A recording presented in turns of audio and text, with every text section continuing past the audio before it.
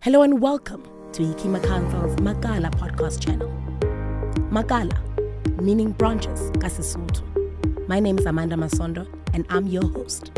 We hope this podcast finds a way to impact, educate, and inspire your next. We're on Apple Podcasts, Spotify, Google Podcasts, and Buzzsprout. Basically everywhere where you find your podcast fix. Every first and last Friday of every month. Hello and welcome to Hikima Council's Makala podcast, and I'm your host, Amanda Masondo. And as per usual, please like and subscribe for you to follow the cult. I don't want to call it a cult, but it's a real movement. We're doing lots of things. We're moving. So if you guys don't want to miss out on any of the fantastic stories that we have in store for you guys, please definitely like and subscribe. And every first and last Friday of every month, get your latest dose of the podcast fix. My guest today, it's sweet. But it's not sweet. It's an angelic little taste. You know, she's bringing us things that we can eat and enjoy from the root of nature, from nature. Her name is Mokgadi Mabela. Mabela. See, I'm getting better, guys. This Zulu accent will not defeat me. It will not win. She is the owner and founder of Native Nosi. Hello. How are you? I'm fantastic. I'm great. So excited to speak to you. I want to get a sense before we go anywhere of how it all started. Talk us through your journey. Where were you born and raised? So I was born in Joburg. I was born in Kopara. And then my grandparents at the time were staying in Alex. Okay. So that was my first kind of... No, so when you're a Joburger. Not really. Once you say para, then... And then my parents are originally from Limpopo. Okay. So I think after me, they realized, no, they want things a bit calm. And then they moved over to Limpopo. And that's where I grew up. And I only came back to Joburg when I was in tertiary. Yeah. And can you pinpoint a time in which you thought, I think I want honey to be where my future lies? No, never. I was too cool for that. There was never a point where I actually considered it as a career. I've always loved honey though. Yes. And honey has always been part of my life. But there was never a point where I actually considered that I would one day be here. Okay. So you go to varsity? I go to varsity.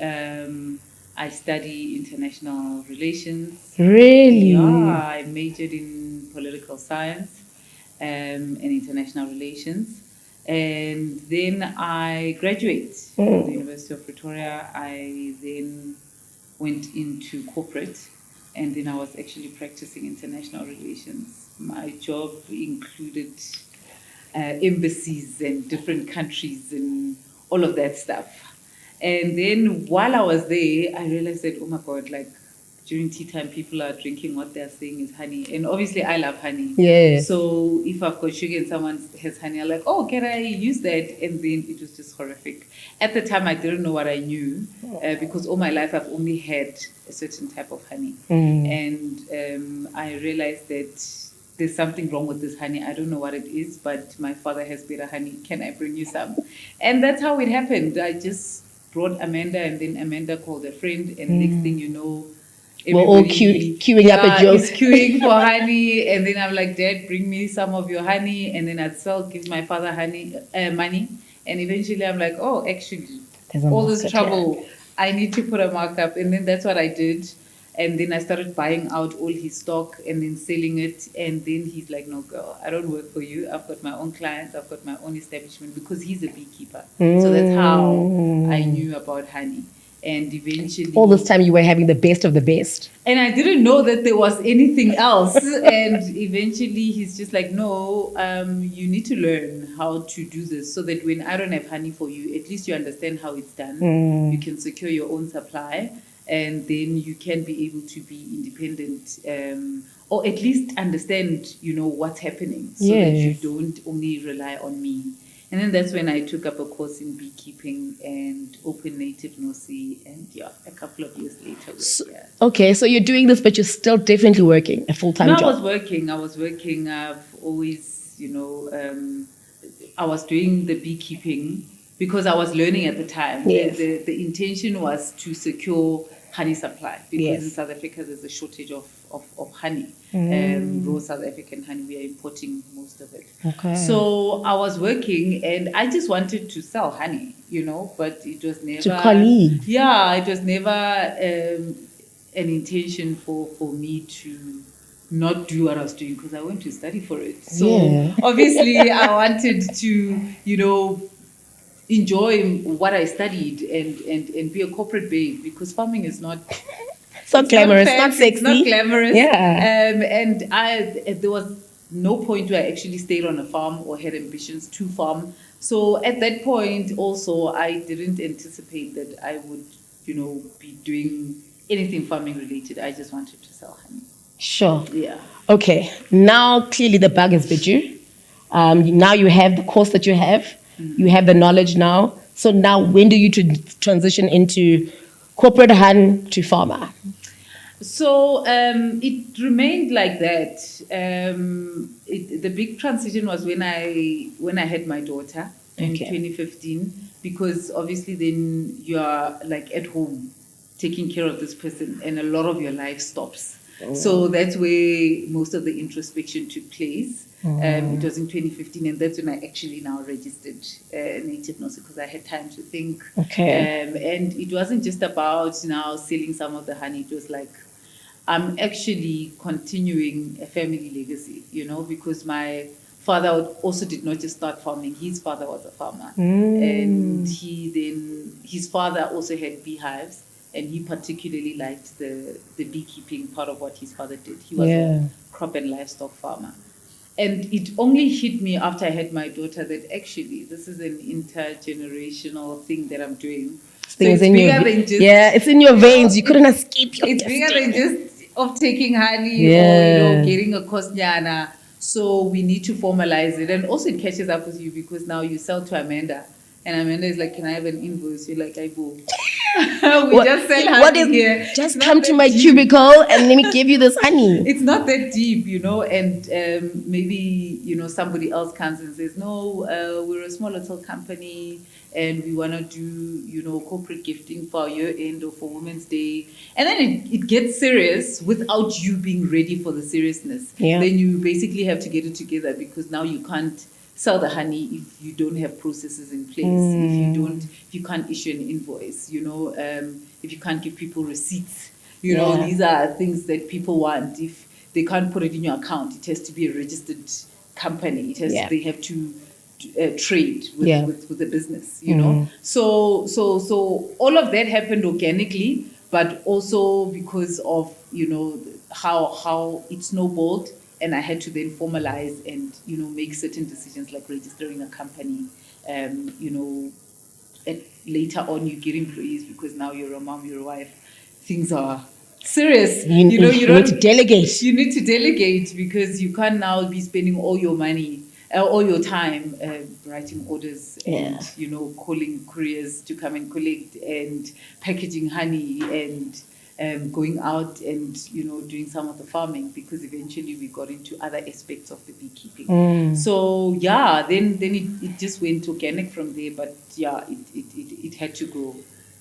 So when you think back to what you saw as your dad's model of his business and how you transitioned into yours, what are some of the similarities or differences that you think how he did it and how you're doing it now? My father is not a businessman for anything.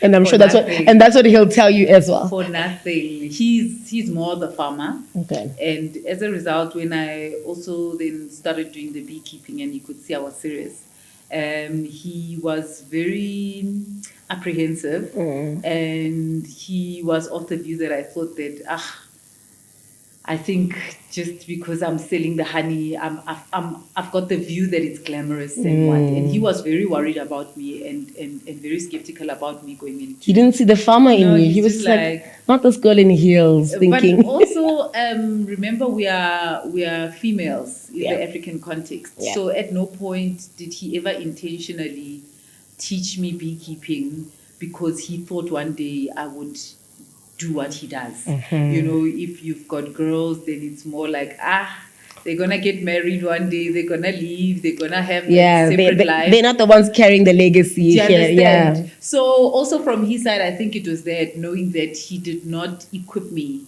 to actually take over because he didn't anticipate I would. So it was terrible. He had no time for me. He was just, my mom would say, "Mwana unyaka stoko," and he's just on some, can she just relax? She doesn't know what she's getting herself What's into. stoko? Yeah. I'm not going to like stress myself about her. It's a phase. She's going to see how tough it is, and then she's going to leave it. And he was silenced very quickly. Because also our ways of thinking. He is old school. He will farm and he will physically take stock to the shop. If he's not there, like business doesn't happen. Yeah. He has no idea what social media is, doesn't know how it works. So just the concept that people are learning about what I'm doing through social media. I don't even know these people. And I'm like calling delivery people to collect and drive to somewhere in Durban. He was just like, "Girl, what are you doing? What are you even doing?" So he was just like, "No, this is all la-di-da. I don't think it's gonna fly too far." So he was very, very humbled when he realized that I was pushing, and he would get calls from people saying, "Oh my God, I heard your daughter on radio. On radio, oh yeah. my God, I saw your daughter on TV. Oh my God, she's on an advert. Oh my word, like, people, I work for this company and they've run a campaign with your daughter." And then that gave her a serious wake-up call to say, even corporate South Africa is interested in what I'm doing. Yeah. So he had to catch up. Yeah. Because I was just like, "Listen, I don't care what you think. What we're doing is moving." Yeah, I'm moving. And at the point, I already had access to other farmers. Yeah. So I didn't rely on him anymore. I also had my own knowledge of what I learned from the beekeeping course that I enrolled myself in. And I had a network of farmers, rural farmers, and they would be supplying bulk honey to me, which would augment my stock. So whether he was in it or not, it was not a problem. He caught a moving train. And he caught a moving train, and people are of the view that because my father was doing it, like he's there or he was there and he taught me the ropes. I had to learn for him to actually acknowledge that, listen, if I don't catch up with her, she's going to be long gone. So we work together now. He does most of the beekeeping because most of the hives, it's farming. So you're going to need land, you're going to need a place to do it. All of that is happening in Limpopo. Okay. I'm here, as you can see, in Gauteng. I've got a family, I've got kids. So I can't be based on the farms as often as he can. But also that's the part of the beekeeping that he loves, and this is my strength. I have access to technology. I'm able to use my corporate experience to actually get the business rolling. I get a lot of the business, and where there has to be implementation on the ground, whether it's moving hives, whether it's harvesting, whether it's doing pollination, he's there to do it. And then I oversee and I visit as and when it's crunch time. So seasonally, I'll go, when I go to Limpopo, because it's home, then I'll go to the hives and I'll participate where I have to. Yeah, and check how operations are doing. But at least it's a good balance. Yeah. Because he's able to come in where I'm not so strong. Yeah. I'm strong, but I'm a modern girl, So if he's there to do it, then I'd rather concentrate on the part that he would rather not do. He'd rather not do. You ask my father for like an email or an invoice. Listen. Let her go see what she can do for you. Yeah. So people, when they like wanting corporate talks, when they want, to participate in campaigns, when they want to buy honey, when they want pollination services. So the business of what he does, he will say, "Call my daughter. Yeah. She'll take care of it." And then that's how we do it. Look at that. A partnership that you guys didn't even know was coming. Exactly. So it works just fine. And he prefers it that way because for him, I can spend more time taking care of his grandkids instead of, because beekeeping, a lot of it happens at night. Yeah. So it's also from a safety perspective. Yeah. If he's not there, he doesn't like it when I do it because he worries about my safety. So for him, it makes more sense for us to operate the way we do. And then, as and when I'm needed, I will go. If there's harvesting, if there's beekeeping masterclasses, which we host here, if there's team buildings, which a lot of corporates inquire on, and I'll host them here. Then we've got a few hives around Gauteng, which are more of the hives that we use for campaigns, for teaching, for just doing beekeeping monitoring, just to also teach ourselves constantly on the evolving work of beekeeping. And then I'll do that. Then that's nice, because I'll do that during the day. I'm with people, I'm safe, I'm able to show people what we do, I'm able to create content. But then, I don't have to be involved in the hectic stuff. We have to.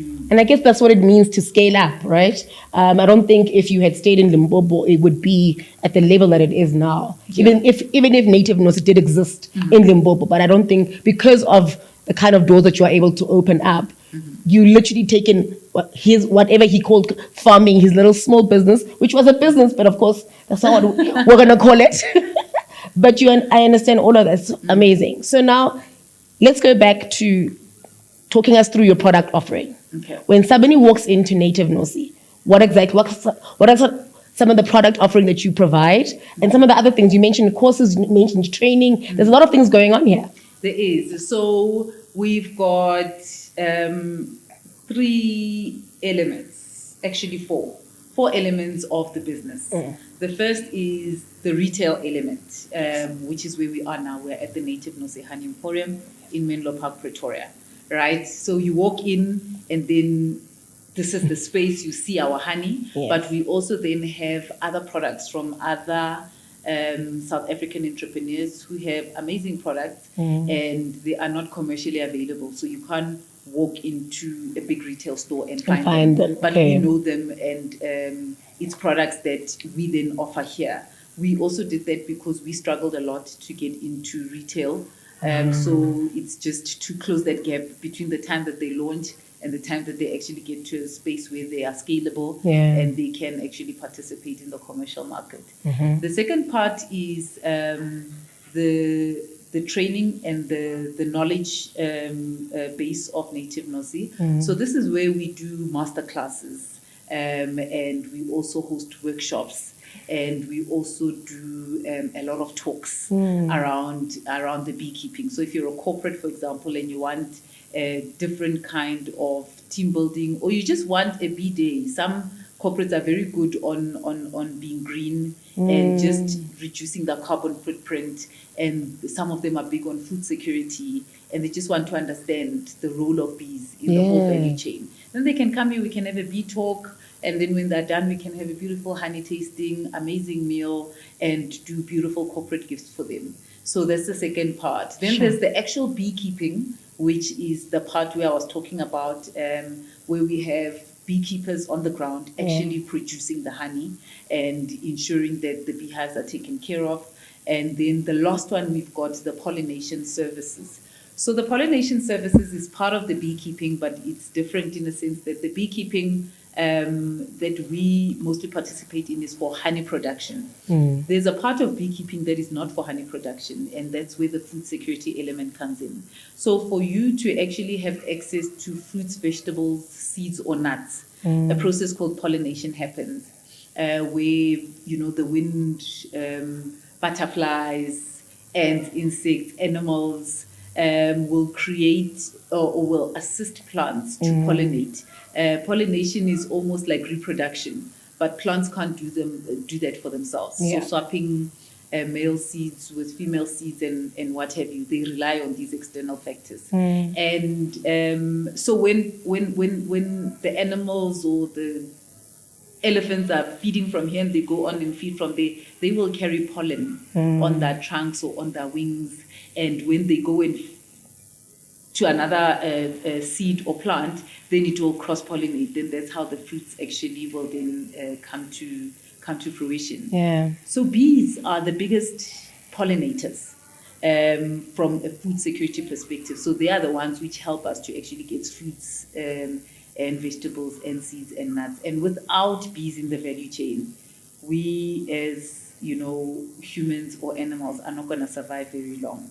So we actively do that for farmers in Mpumalanga and Limpopo, where they call us and say, listen, I'm growing avos. During this season or during this month, they will be flowering. We need your beehives to come onto the farm and create pollination, because without that process, you find that they have a huge loss because the fruits are not flowering at the rate that they should, for them to be able to run a sustainable farm and make profit, and be able to sell quality produce on top of that. And then we will then come in and place our hives. We'll rate them per day for a minimum of about 40 days. And then our hives will be there creating pollination. And that's actually the biggest source of income for our business. Really? The margins on honey are not high enough for us to have a sustainable business. In fact, it takes up a lot of our time because the process of beekeeping in South Africa is very expensive. So that's where our money business, to actually run the entire business comes from. So those are the 4 elements of our business. There is now a 5th one where we have extended our emporium to have an intimate events venue. Italy something. Yes, so people are able to host events here. It's a maximum capacity of 18. So this is for private events. If you've got a party, baby shower, whatever. We also host a lot of craft workshops. So if you're making, I don't know, soap, or you want to teach people about honey, this is where we also do our master classes. Whatever. If people have their team buildings, this is where we have them learning how to make bread. We had sushi and wine pairings.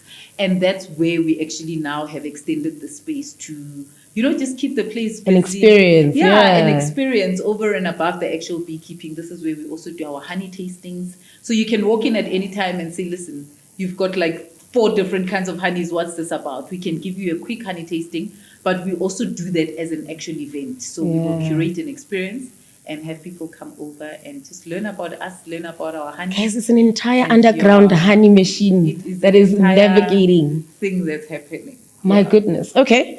So knowing what you know now, how would you describe entrepreneurship? The pits.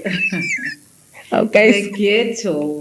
The actual trenches. How it is the worst thing that any right-minded person can actually do. The highs are really rewarding, but you have less of those than the lows. So the lows are always more than the highs, because it's actual business. It's corporate, except you are the CEO. Do you understand? So you are responsible for people's livelihoods, whether there is profit or not at the end of the month. Rent has to be paid.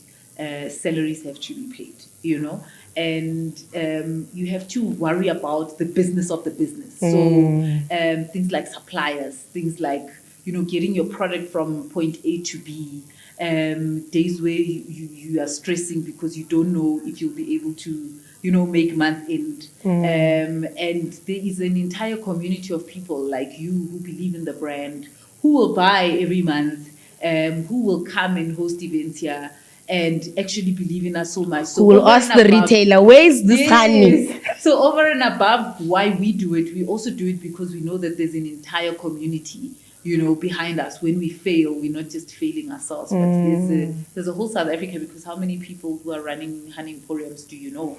Let alone a black female. So there's a lot of pressure in it. It's not always rosy. With the economy now, it is the worst, because people are not prioritizing luxury products like honey. So you really always have to almost reinvent yourself and reinvent your business, and just always make sure that you do enough for people to not forget your business, and you do enough for the innovation to keep people coming back. Which is money, which is time, which is a lot of creative thinking, which is research, and all of those against the face of our economy right now is not easy. So unless you really, really, really want to go into business, you can't do it if you've got your one leg in, one leg out. If it's not something where your heart is in it, it's not going to be easy. So you really want to make sure that it's something you really love, because on days where things are not working out, you have something more than just the money and the profit that's driving you to actually continue to run that machine. Yeah. Because, the conversation of us just thinking it's lavish, it's not It's true. really not. No, it's not true. You literally just gave us the same thing that your dad told you. Yeah, at the beginning. You just said, no, don't do like, it. Yeah, like if you have no reason to do it, then don't, there are great advantages, like owning your time, Yeah. like being able to decide where you spend your energy, being able to make a difference. I mean, I've got people who've been here who were earning a stipend. And some of them have taken themselves through school. Some of them are mothers, So those kind of things are really, really inspiring because I did that, My first store manager has opened her own company. She left 2022. Sure. At the end of 2022, she is brilliant at maths. She has now, opened a small little academy where she teaches matriculant maths. And she has now done her honors. She's looking at doing her master's. So those kind of things are really rewarding because when they say supporting an entrepreneur, you are not just supporting a business. Yeah. You are actually making an impact in the direct life of someone. Yeah. So and their generational line as well. Yeah. And their generational line as well. So those things are extremely rewarding. You can never get that if you are working for somebody else, But then we also shouldn't run away from talking about the lows because you don't want to give a rosy picture of what the business is about, and somebody else there leaves their job only to find themselves in a situation. Yeah. So as long as people know, then they can be able to weigh their own options and decide. Do a balancing act, Yes, if it is for them, then they go in knowing. And if it's not for them or they're not sure, then they can, you don't always have to leave your corporate job. There are some things that you can actually push while you have your corporate job. And once you know that, okay, it's time. And if it's never time, it never has to be time. Then you can do the both. And then if really corporate is not for you and you are ready to stick your head in first, do that. You've done it for a few years as well within corporate, Yeah, then you do it knowing, then there are no surprises. So as long as people know, it's not all bad, but it's also not all good. Think back at some of the things that you think were obstacles that were unnecessary in your journey, that you feel like this shouldn't have been a thing. If an entrepreneur wants to start a business, some of these things, this red tape can be cut. What are some of the things that you can share that you thought were unnecessary? And some of the things that you think entrepreneurs just need to empower themselves on, that they are easily accessible to. They just don't know it. You just don't know it. Yeah. Land. Can we have land? Can our bees have a home? Can I not suffer? It's not a big ask. Can I not suffer to farm in South Africa when I'm South African? And I'm of African descent. Like, can that not be a thing? Like, how am I expected to come up with tons and tons of capital just to get land? And the thing about beekeeping is that it's not like cattle farming where, as long as there's ample land and grazing, because you can control the grazing, then you are fine. Beekeeping is not like that. You need a place where there's food for your bees. Yeah. Because if you just place your beehives, number one, they're going to take forever for you to harvest because they'll have to go far and do double the work for them to actually feed so that they can be able to convert that nectar into honey. Yeah. So you need arable land that is actively growing something, which we don't have access to. We farm without a farm. We depend on farmers to host our beehives so that we can make our honey. And you can imagine with fuel prices this insane, what that does for our overheads every month. Yeah. We spend so much money on either moving hives or inspecting hives, because also this is South Africa, crime is very rampant. Yeah. So we deal a lot with beehive vandalism and beehive theft. Why? I know a lot of our African communities, sometimes for healing purposes, they will vandalize the hives to get the queen so that they can, some people for wealth, and they believe that, sort of the queen, because it's a matriarch almost, can be able They to carry help them healing. to get powerful, and they are in charge. So when they want to strengthen their businesses and whatever, so it's there's a whole spiritual and traditional thing going on there. And then some people, the ones who just take the whole hive and go, can be other bee farmers who are well resourced and they want to grow their business and they have the capacity to just come there and steal your hives and make them theirs and be able to increase their capacity and harvest a lot more honey.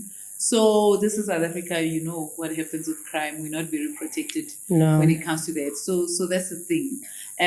So the crime is another thing. That it's very difficult to do business in South Africa, because in everywhere, if you get it in a place that's affordable, you spend a lot on security. Yeah. I don't spend a lot of security here because the center is secure, but you can imagine how much my rent is. Because of For me to not have to worry about Yeah. security, I have to pay in other ways. Yeah. So just doing business in Chile, but you see, if I had my farm, these are not things that I would have been worrying about. Yes. And then another thing is funding. There is funding available, but like smaller things, there are entities which can help you here and there, get 100,000 yana, 50,000 yana, and it's enough to make you sustainable, but it's not enough to give you the growth that you need for you to be a competing commercial business. Yeah. For you to be able to rake in the numbers that you need to, and to be on the shelves that you need to be in order for your business to compete, with JSE companies, because we don't do business for fun. No. It needs to grow. We're trying to scale up. We're trying to get listed. Exactly, we're trying to go corp. Exactly. Yeah, so international. Funding becomes a thing, and then you find that the resources that are here are enough to just make you not fall out of business, but also not grow at the right pace. The thing that I think of research, a lot of our people don't want to read, they don't want to research, they don't want to immerse themselves in the things that they ask of other business owners. Yeah. So you'll have people walk in and say, what do I have to do to become a farmer? Like a bee farmer. This person has never ever researched. They've never shown any interest in it. Then they want to get here and take my time and take my intellectual property, which I have been accumulating over years to get. And they just want to sit here and let me just spill, which is not a problem. But I'm happy to say to someone, I have a beehive. I've got a beekeeping suite. I have placed my beehive on such and such a farm. And this farm has food, so there's blue gum flowering during the season. But my hive is not attracting any bees. What am I doing wrong? Yes. I can get into a discussion with that kind of person. I've gone to a course, and this is what I've researched on the internet. I'm struggling with this element. I have harvested my first batch. I don't know where to go for labels. Those are the kind of conversations I can embark in. But people don't want to do that. They just want to send you a message. Please tell me about beekeeping. Where can I get funding? Like, funding for what? What have you done? So you can't invest in people who don't invest in themselves. And when you tell them this, they say, no, people are gatekeeping. Listen, I'm not going to spend time that I need for my business to just pour knowledge into somebody who has not poured knowledge into themselves. Sure. You need to do the work. And only once you have done the work, we can then help you. We're only going to help moving trucks. I'm not going to be in the business of starting, to give you knowledge that's free on the internet. You can even go to my post and get a lot of information that people come here and ask me about. So we need to do better for ourselves as individuals. If you are interested in something, if you are serious about learning something, at least do the groundwork so that when I find you, it's easier for me to impart knowledge. Where am I going to start when you have not started yourself? Yeah. I'm stuck in my own business. I'd rather take that time to unstuck myself in areas where I need unstucking than unstucking somebody who has not even made an effort to capacity themselves in any way. So a lot of us are not doing groundwork, that we are not investing in ourselves, and we expect other people to believe in what we are doing. I started getting clients once I started selling the honey. But nobody was going to come to me and know that I know about honey if I didn't actually start. You know, so I always tell people the same thing, that we need to get to a point where we start with where we are with what we have, and people will invest in you once they see that you're doing a bit of work for yourself. So that's one thing that I think that we could do. It's not necessary for us to get stuck with certain stages where information is free. If you can get onto Facebook and find me, you can surely Google and get just a bit of knowledge background about. Okay. What is next for Native Nosi? Are we going international? Like, are we listing on the New York Stock Exchange? Like, so big things. I have partnered with another company. Actually, we co-founded a company called Organic. The products are right behind you. I'll actually show you. And Organic is basically, I had people who wanted to buy Native Nosi, and I refused because for me, it's personal. You know, I've already told you about how the company came about, and what I see beyond just selling honey is that it is an intergenerational company. Yeah. And another thing, we also only sell raw honey, which is seasonal, and it makes it difficult for us to upscale and be available in retail stores throughout the year. Yeah. So we realized that retail is not our target market. Okay. We are more into specialized shops, into companies that understand that, like an orange, which you're only going to get in the season. You only get honey during certain times of the year. So we understood that retailers were not our target market, and for us to upscale, we had to reinvent ourselves and our offering so that we can be able to do a national brand. And then we co-founded a company. So Native Nosi is 50% of that company. And we went into a business that is specializing in indigenous, raw, authentic products. And honey was going to be one of the line items, but we also have coconut oil. And the products are not only from South Africa but Africa. So coconut oil, we obviously don't do it in South Africa. It's fresh from Mozambique. It has been organically certified, and then we are also partnering with beekeepers from around Africa to be able to just bring a honey brand that celebrates Africa, and it is widely available in South African retail markets and soon internationally. And then we also have macadamia oil, which is from our macadamia farms in Limpopo. And it is a great alternative to our olive oils and all those products that we currently have on the store. So the item has opened with 3 products. And yesterday, we first listed in Checkers. We listed in selected Checkers around Gauteng. We're going to start with those because the plan is for us to see how it does and for us to have it in stores where we have access to, so that we can go see how it's doing on the shelf, speak to the branch managers, do promotions in close proximity. And once we see the growth, once we are happy with how it's doing, once we learn how to work with retailers, because that is a big thing. We are then going to, once we've crossed that hurdle, launch into other retailers and other Checkers nationwide. So people can actually find the brand. I don't know if I can show it to people. So this is, and it looks gorgeous, guys. Listen, it looks like all the money in the world. The packaging. So this is the macadamia oil. You do other, I don't know what you guys call it when you show a picture there while we are talking here. And then this is the coconut oil, which is currently in Checkers. And then the last one is the honey, where we as Native Nosi are contributing to this. You may see our product sign.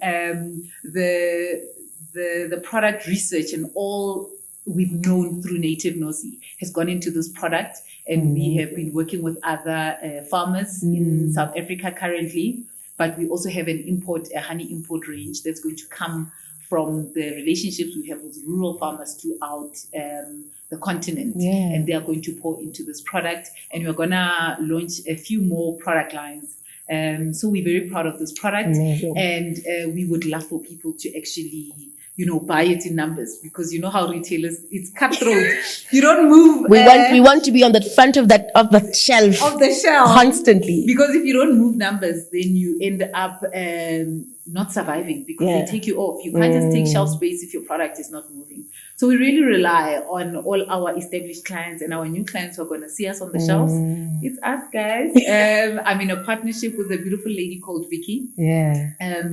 Who has been working together with me on this company for, I think it's 4 years now. Sure. In the making. And we've been trying to get onto the retail shelves for like 2 years. This is a big deal for us. So when you don't see Native Nosi, you're going to see organic. And you see organic, same thing. It's the same thing. Yeah. So this is our commercial arm of the business, where Native Nosi cannot reach.